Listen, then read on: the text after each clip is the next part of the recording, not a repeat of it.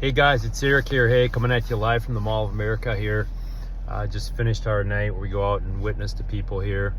And I started thinking about today. I came out of work and I felt just run down, spiritually just sick. I almost rolled my car today, having a fight with one of my vendors. It's just kind of a yucky day. You know, a lot of crazy things happened, and I was feeling kind of dejected and beat down at the end of the day. And I knew it was important to get out here and do something to get out here and do something for the Lord and get around other believers, because it says iron sharpens iron. That's going to be one of the later Proverbs.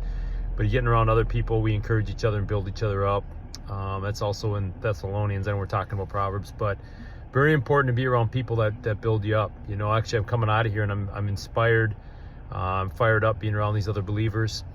And I think about the Proverbs today, Proverbs 10, but there's a lot of good stuff in there. But I'm just going to focus on verse 3 today, which is, you know, it talks about the poverty brings, or laziness brings poverty, but diligent hands bring wealth. And, you know, we were talking the other night, it's not just about money, but it's also about producing fruit. And the lazy flesh side of me wanted to go home tonight and to cancel on these guys and just sit home and, you know, wallow in the stuff that didn't go right today.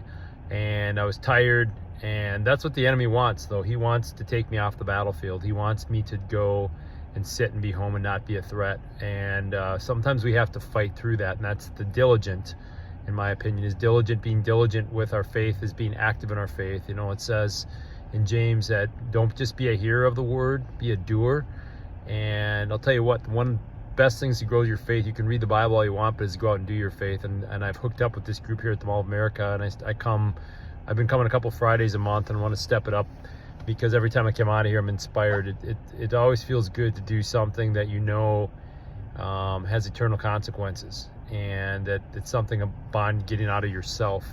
I know one of the things that we can do is we can kind of look inward and feel sorry for ourselves and have our self-pity parties. And I was going down that road, and I've known this is where the wisdom comes in after reading the Word of God, is I needed to get out and do something that wasn't about me. And I had to fight against that. It was a fight, because I know my wife was kind of like, oh, you're not staying home tonight. And, you know, they wanted to sit and watch TV and all this. And I had to fight through that, you know, because it was very tempting. Another friend of mine wanted me to go out and watch a live band. But I've committed that, you know, and I've committed my life to the Lord. And if I'm going to truly put God first in my life, I have to walk the walk. I can't just talk the talk. And so that's where I think about, you know, the diligent produce wealth. And wealth to me is at the end of my life, I want to hear, well done, good and faithful servant. It's not going to be storing up a bunch of investments and money and things that I'm not going to take with me to heaven. It's going to be about using my life wisely and doing it for the Lord. And I'm here to admit myself, and we were talking about this tonight, is, man, I don't always do that. I can get sucked into my business. I can get sucked into my own personal stuff. And it's a fight every day, guys, but we have to win that fight. We have to be diligent and push through and be disciplined, and not be lazy with our faith. As with anything else, we don't want to be lazy with our health, because that brings health. You know, obviously that brings things like being overweight. That brings things like, you know, cardiovascular disease, diabetes, those type of things. If we're lazy with our marriage, that brings on separations, divorce, or becoming roommates versus soulmates.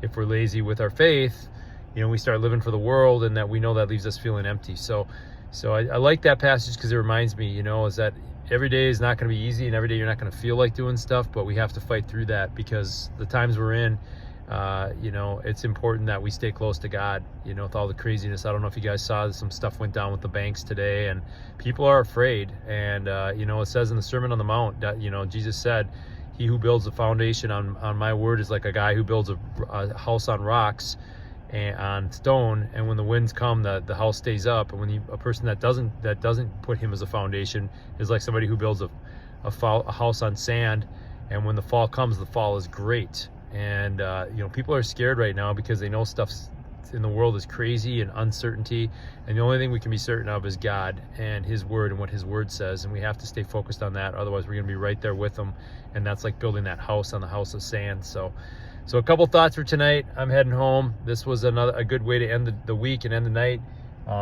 It's important that you make that effort every day.